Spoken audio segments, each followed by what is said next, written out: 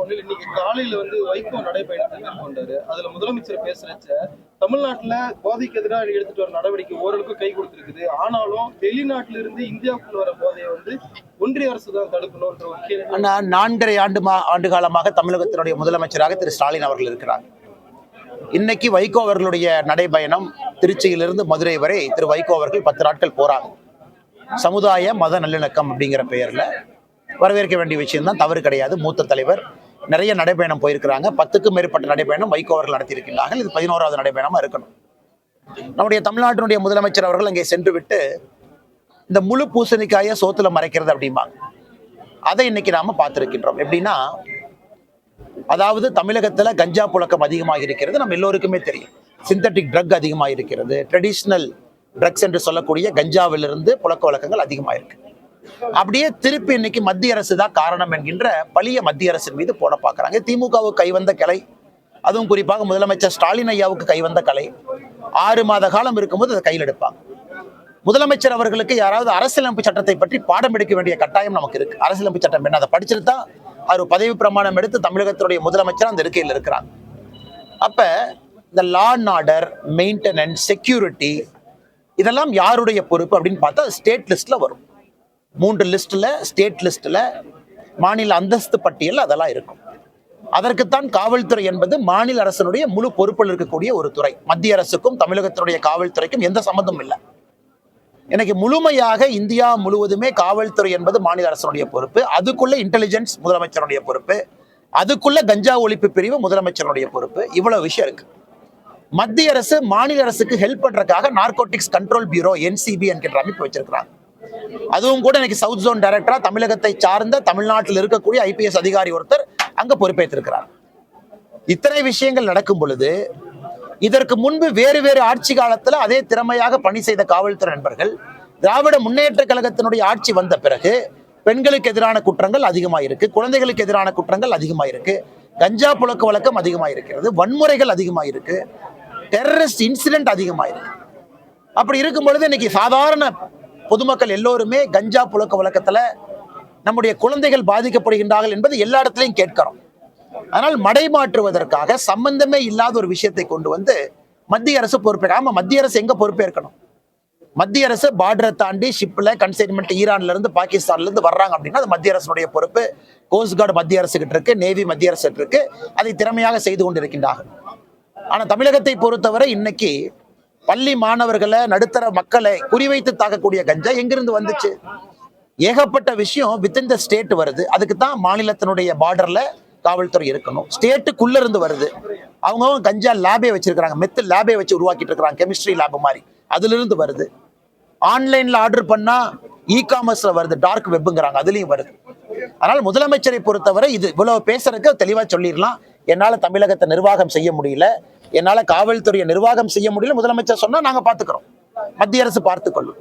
முழு பொறுப்பையும் வைத்துக்கொண்டு இவ்வளவு பெரிய பொய்யை சொல்லுகின்றார். எனக்கு தான் அடுத்த 6 மாசம் கிளிப்பிள்ளை மாதிரி இதை மட்டும்தான் பேசுவார். நான் ஏன் முதலமைச்சரா தோத்துட்டேன்னா மத்திய அரசு எனக்கு எந்த விதமான சப்போர்ட்டும் கொடுக்கல. நான் ஏன் முதலமைச்சரா தோத்துட்டுனா மத்திய அரசு தமிழ்நாட்டுக்குள்ள வர்ற கஞ்சாவை கட்டுப்படுத்தல. நான் ஏன் முதலமைச்சரா தோத்துட்டுனா தமிழகத்துடைய காவல்துறை மத்திய அரசு கட்டி போட்டான். இது எதையும் மக்கள் நம்ப மாட்டார்கள். மக்கள் எல்லோரும் அறிவார்ந்தவர்கள். மாநில அரசினுடைய வேலை என்ன, மத்திய அரசினுடைய வேலை என்ன என்பதை முழுமையாக தெரிந்தவர்கள். அதனால் முதலமைச்சர் சாக்கு போக்கு சொல்லாம தோல்வி அடைஞ்சிட்டா ஒப்புக்கிட்டோம். கஞ்சா புழக்கத்தை தமிழகத்துல கட்டுப்படுத்துவதிலே நான் முதலமைச்சராக தோற்றுவிட்டேன்னு அவர் சொல்லட்டும், அதுக்கு நாங்க பதில் சொல்றோம். ஆனால் தோற்றுவிட்டு பழியை மத்திய அரசின் மீது போடுவதை எந்த காரணத்திற்கும் ஏற்றுக்கொள்ள முடியாது. தமிழ்நாட்டில இருந்து ஷிரடி சாய்பாபாக்கு பக்தர்கள் அதிகமா போறாங்க. ஆனா ட்ரெயின் ஃபெசிலிட்டிஸ் ரொம்ப கம்மியா இருக்கு.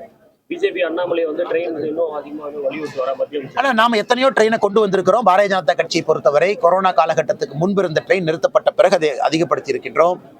சுற்றுலா தலங்களை மையப்படுத்தி புதிய ட்ரெயின் வந்துகிட்டே தான் இருக்கு. செங்கோல் எக்ஸ்பிரஸ் புதுசா வந்திருக்குங்கன்னா, வந்தே பாரத் புதுசா வந்திருக்கு. திருவாரூர்ல கனெக்ஷனே இல்லாத ஊருக்கு நிறைய ட்ரெயினை கொண்டு வந்திருக்கோம். இன்னும் நிறைய வரும். அப்படி பக்தர்களுக்கு எங்களுக்கு ஸ்பெசிஃபிக்கா இந்த பாயிண்ட்ல இருந்து இந்த பாயிண்ட்டுக்கு ட்ரெயின் வேண்டும் என்றால் தயவு செய்து நம்முடைய தலைவர்கள்ட்ட சொல்லுங்க. அது நேரடியாக மத்திய ரயில்வே துறை அமைச்சர் திரு அஸ்வினி வைஷ்ணவ் உங்களுக்கு எழுதுங்க. கடிதத்தினுடைய காப்பியை கொடுங்க, நிச்சயமாக அதை கொண்டு வர வேண்டியது எங்கள் பொறுப்பை நாங்கள் கொண்டு வருகின்றோம். காங்கிரஸ் எம்பி ஜோதிமணி இப்பதான் ஒரு ட்வீட் போட்டிருக்காங்க. காங்கிரஸ் அழிவின் பாதையில் செல்கிறது.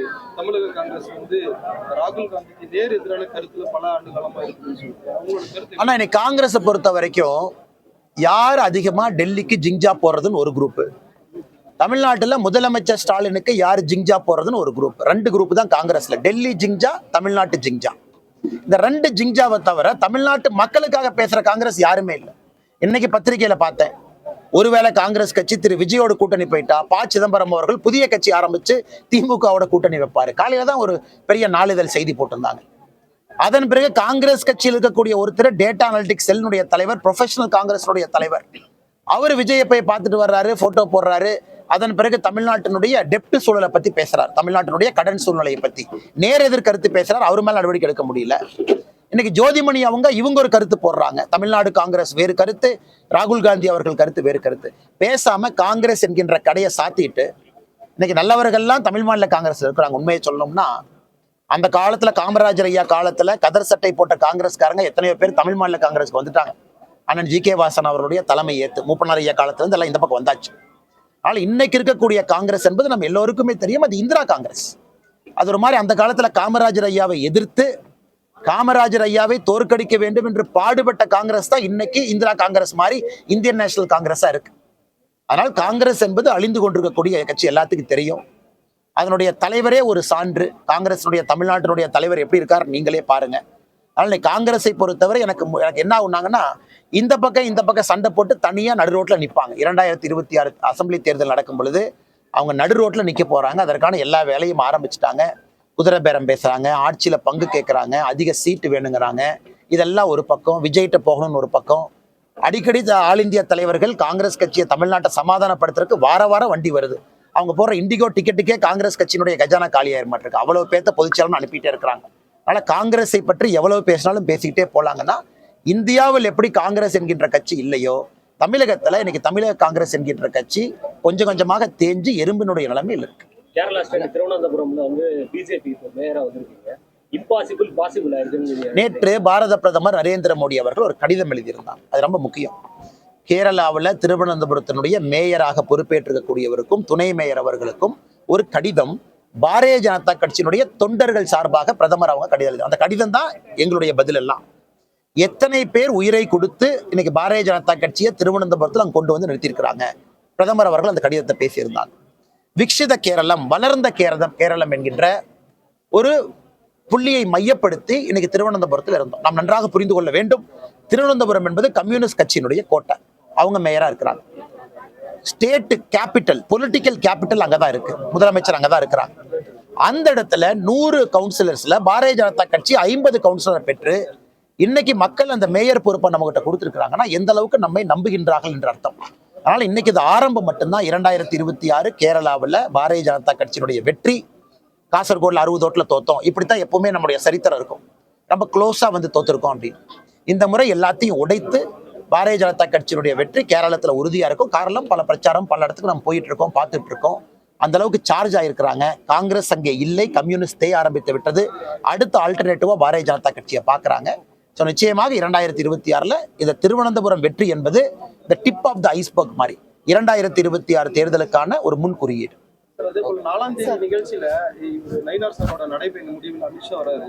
அது ஓபிஎஸ் உள்ளிட்ட அழைப்பு இதுவரைக்கும் விடுக்கலன்னு சொல்றாங்க. ஆனா மாநில தலைவர் இருக்கிறாங்க, இப்ப எலெக்ஷனுக்கு பொறுப்பாளர் போட்டாங்க, அகில இந்திய பொறுப்பாளர் இருக்கிறாங்க. அவங்க எல்லாம் முடிவு எடுத்துக்குவாங்கன்னா அதுக்குள்ள நான் போக விரும்பலைங்கன்னா, மாநில தலைவர் அண்ணன் நயினார் நாகேந்திரன் அவர்கள் இன்னைக்கு 53 இடத்துக்கு மேல சுற்றுப்பயணம் பண்ணியிருக்கிறாங்க. 53 கட்சி மாவட்டத்துக்கு போய் நம்முடைய தொண்டர்கள் எல்லாம் இணைத்து, கூட்டணி கட்சி தலைவர் எல்லாம் இணைத்து மிக வெற்றிகரமான ஒரு நடைபயணத்தை நடத்தி காட்டியிருக்கிறாங்க. கடந்த ஒரு வார காலமாக இந்த நடைபயணத்தில் அவரோடு நான் பங்கேற்றேன். ஊட்டியாக இருக்கட்டும், கோயம்புத்தூரா இருக்கட்டும், அந்த பகுதியெல்லாம். இன்னைக்கு 4ஆம் தேதி இந்த நடைபயணத்தினுடைய நிறைவு விழாக்கு பாரதத்தினுடைய உள்துறை அமைச்சர் திரு அமித்ஷா அவர்கள் புதுக்கோட்டைக்கு வர்றாங்க. புதுக்கோட்டையில இந்த நிறைவு விழா நடத்தப்பட வேண்டும் என்பது மாநில தலைவர், நம்ம தொண்டர்களுடைய விருப்பம். அங்க இன்னைக்கு மிக பிரம்மாண்டமாக கிட்டத்தட்ட மிகப்பெரிய அளவில் நம்முடைய தொண்டர்கள் அங்கே சங்கமிக்க இருக்கின்றார்கள். எல்லாருக்கும் மகிழ்ச்சியான, வரவேற்க வேண்டிய ஒரு விஷயம். தமிழகத்தினுடைய அரசியல் திருப்புமுனையாக கூட புதுக்கோட்டையில 4ஆம் தேதி சாயங்காலம் நடக்கக்கூடிய கூட்டம் இருக்கும். அதனால் யார் கூப்பிடணும் அப்படிங்கிறதெல்லாம் நம்முடைய தலைவர்கள், அகில இந்திய பொறுப்பாளர்கள், தேர்தல் பார்வையாளர்கள் அவங்க முடிவு பண்ணுவாங்க. தமிழ்நாட்டில் வந்து அரசு ஊழியர்கள் தொடர்ந்து போராட்டம் பண்ணிட்டு வராங்க. ஆனால் கவர்மெண்ட் அதை கண்டிக்கிற மாதிரி பார்த்தாங்கன்னா இடைநிலை ஆசிரியர்கள் வந்து 7வது நாளாக போராட்டம், புத்தாண்டு தினத்தன்று போராட்டம், பரிசு என்ன கைது, செவிலியர்கள் போராட்டம், மலையில போராட்டம், பரிசு என்ன கைது, தூய்மை பணியாளர்கள் போராட்டம், விடிய விடிய போராட்டம், பரிசு என்ன கைது. இது மட்டும்தான் தமிழகத்தில் நடந்துகிட்டு இருக்கு. முதலமைச்சரை பொறுத்தவரை அவர் ஒரு தனி உலகத்துல வாழ்ந்துகிட்டு இருக்கார். அவருக்கு கீழே நடக்கிற உலகத்துக்கு அவருக்கு சம்பந்தமே இல்லை. ஆனால் முதலமைச்சரை பொறுத்தவரை அவர் ஒரு இந்த ரோம் எரிந்த பொழுது நீரோ வந்து ஃபிடில் வாசித்தாராம், அந்த மாதிரி இருக்கு இன்னைக்கு தமிழகத்தினுடைய ஆட்சி. மக்கள் எல்லாம் பசியிலே வெந்து போய் கிடைக்கின்றார்கள், கோபத்தில் இருக்கிறாங்க, சட்டம் ஒழுங்கு சீர்குலைந்திருக்கு. ஆனா முதலமைச்சர் அவர்கள் அவர் ரம்மியமா அவர் பாடிக்கிட்டு இருக்கார். மத்திய அரசு காரணம், இவங்க காரணம், அவங்க காரணம். இதுக்கெல்லாம் இன்னும் ஒரு 90 நாட்கள் நாம் பொறுக்க வேண்டும். 2026 ஏப்ரல்ல மக்களே தெளிவான ஒரு முடிவு கொடுப்பாங்க. திராவிட முன்னேற்ற கழகம் தலைமையிலான எந்த ஆட்சியும் வேண்டாம் என்கின்ற முடிவை மக்கள் எடுத்துட்டாங்க. இவிஎம்ல அவங்க பட்டன் அமுத்தின பிறகு அந்த முடிவுக்காக மட்டும்தான் நம்ம எல்லாம் காத்திருக்கிறோம்.